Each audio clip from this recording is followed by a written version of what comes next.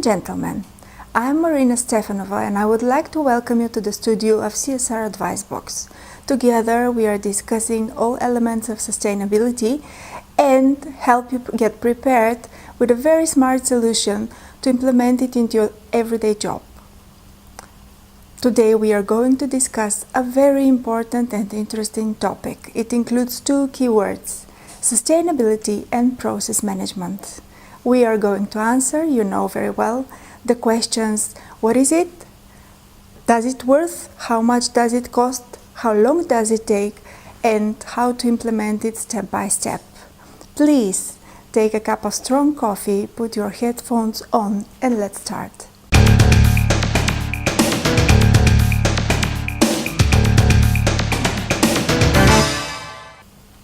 The process management promotes inclusion of a process approach to developing adoption and improving the effectiveness of your management system.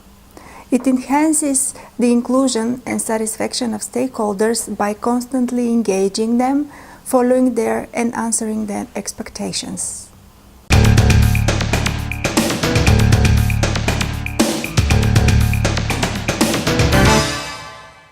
There are many standards, international, national, industrial, that are claiming that you are socially responsible.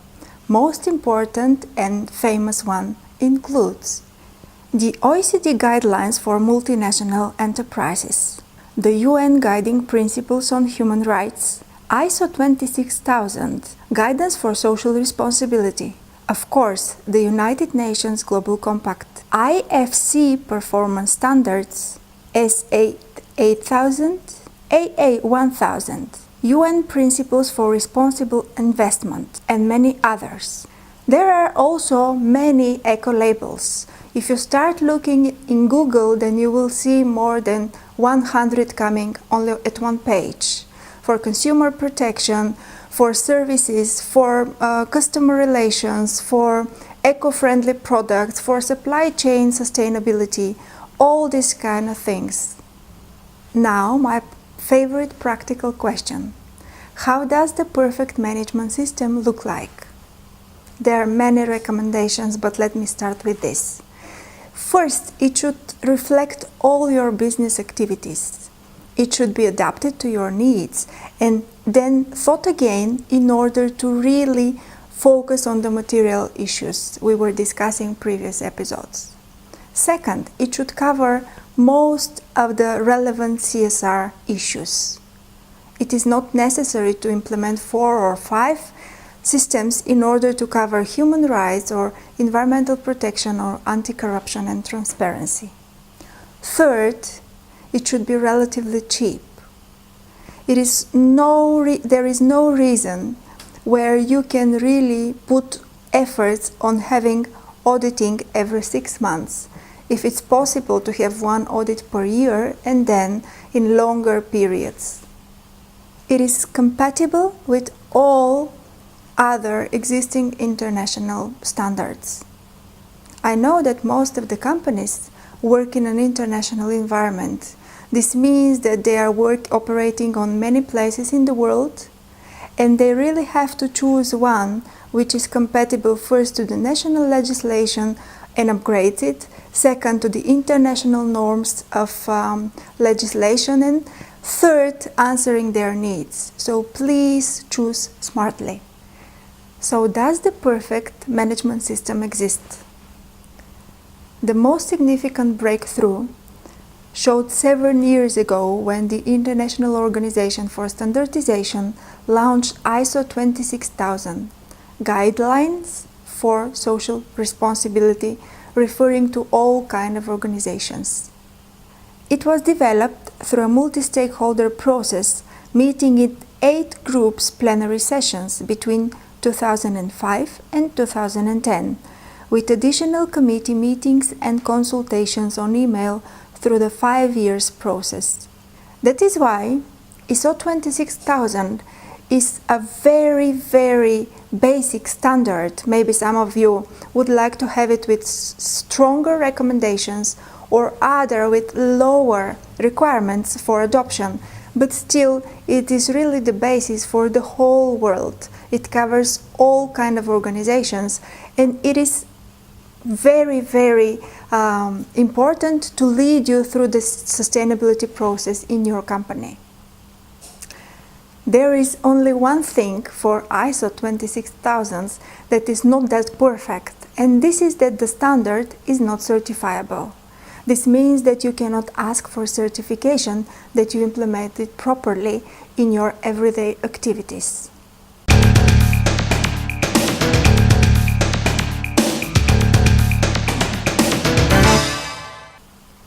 The implementation of a management system is a core business process.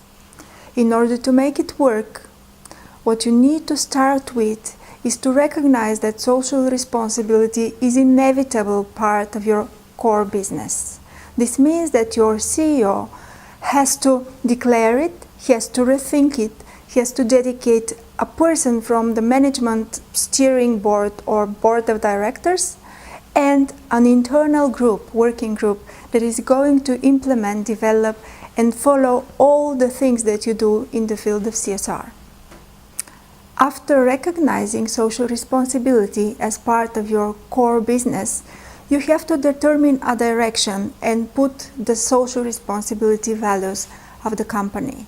This means to answer the questions: what is important for the company? How do you look at the world? What is your mission and what is your direction? Priorities in order to solve the problems that you identify with the expertise that you own step by step. Everything happens for a reason and you cannot do it alone. So what you need to do now is to engage your stakeholders. First, looking for them, you will find them in various target groups that you collaborate on everyday basis. Your employees, your suppliers, your clients, some NGO that you are involved in the community projects. Part of your legal obligations are also some kind of state institutions or industrial institutions. For each of these target groups, you have to go on an individual basis. This means that for the clients, for example, you have to develop products and services which are with more CSR options or with less of them. You can balance with quality and price, for example. On the other hand, for the employees, you need to go deeply to their even job description. One of the most important things that you have to do on an everyday basis in order to manage your system properly is the communication. Communication bringing awareness, knowledge, sharing information, putting dilemmas on. External and internal communication with all the interested parties, the people you influence in their lives and the people and target groups that are influencing your behavior and business. Be transparent and dare to be open to discuss everything in advance. Not to wait to their permission, but still be aware that they can contribute, not only argue with the things that you're proposing.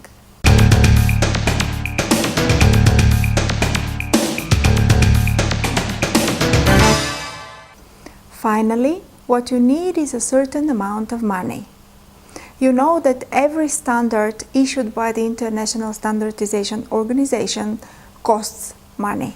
Rather than paying up to 171 euro in US or 157 from ISO directly, you can buy the English version from South Africa at the price for 30 euro. In Costa Rica, they offer the official Spanish version at the price of only 31 euro, and the cheapest French version is available only for 121 euro. You can choose in this international market where to buy it from.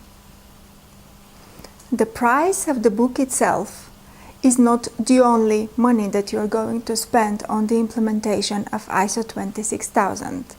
Let's see where the other money are hiding along the chain. First, you need to have training and awareness activities. This means that you have to pay for at least the training of one person who is going to operate the system on a daily basis in your company. Together with this, training materials or accommodation and logistics for visiting this training would be necessary to cover. In addition, awareness means that you're going to constantly produce some kind of leaflets, posters, training or other interesting materials that are going to spread among all your employees in the organization so they can know that you are working with this standard.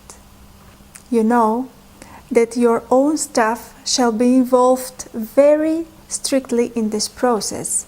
This means that they have to invest their time, working time, in order to develop the materials and implement it in their everyday job.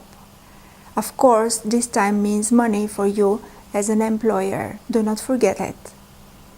Do we need to have a special tool in order to follow your all activities in the management system?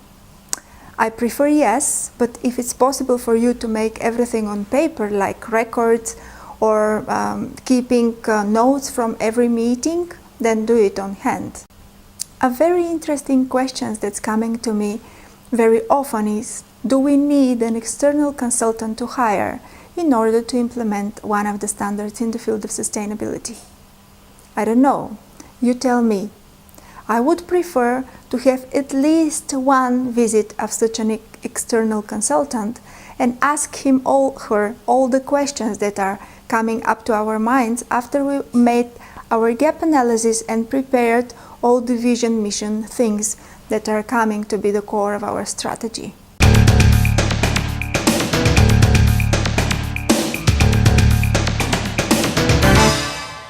The time is a very limited resource of every business, so we have to focus on the important milestones in order to calculate what is the time that you need to invest in order to implement such a management system. First, you have to have these trained people that are going to look the process and forward it till the successful end. This means at least 3 or 4 days devoted to education and training. On the other hand, you have to develop papers covering all the core subjects of every system: human rights, environmental protection, consumer protection, social investment, and fair trade practices. All this has to cover the whole pages of documentation that you have focused on these issues. Usually it takes between 1 and 4 months, depending on how prepared is your documentation. Next, you have to give yourself time to translate and disseminate the information, especially if you are a multinational company, and develop some tools in order to be sure that all the subsidiaries already implemented and understand the new management system as it comes directly from you. As I already mentioned, there are 2 kinds of standards. The first ones are certifiable, and ISO 26000, for example, is not. So you may decide whether you will have a certification in the end of the implementation phase or not. Let's summarize. In order to be able to say confidently that you have a sustainability management system in place, you have to focus on it between 4 months and 12 months as a whole.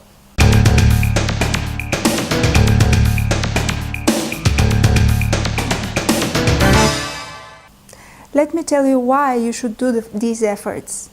If you like ISO 26000, for example, it covers all core subjects of social responsibility, including human rights, labor practices, environmental protection, fair labor practices, consumer protection, community investment, and all this coming in an organizational behavior.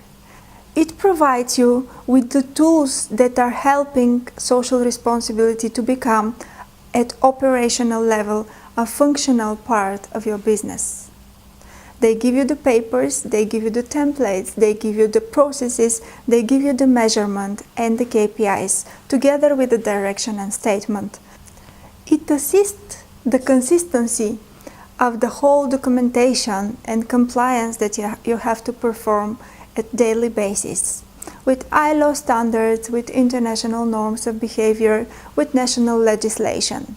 It also gives a common terminology that you can use in the field of social responsibility and not to misuse the words donation, sponsorship, community investment by saying that these are the same thing, for example. As every management system, it focuses on the results and constant improvement, which means that you have the guarantees your stakeholders are listened carefully, their background and feedback is taken into account, and finally their satisfaction is greater by doing the proper things. Ladies and gentlemen, thank you for being with me, Marina Stefanova, and CSR AdviceBox series. If you find it useful, you can subscribe to our YouTube channel and get notified for all the new series coming online. If you urge to have all the series at once, you can pre-buy them from our webpage. What you also can do is like our series and share it with your colleagues in order to contribute for the growing society of CSR practitioners worldwide. Finally, I'm looking forward to seeing you in 2 weeks when we are going to discuss the very following process of auditing and certification. Till then, follow our Facebook page and get the recent CSR updates.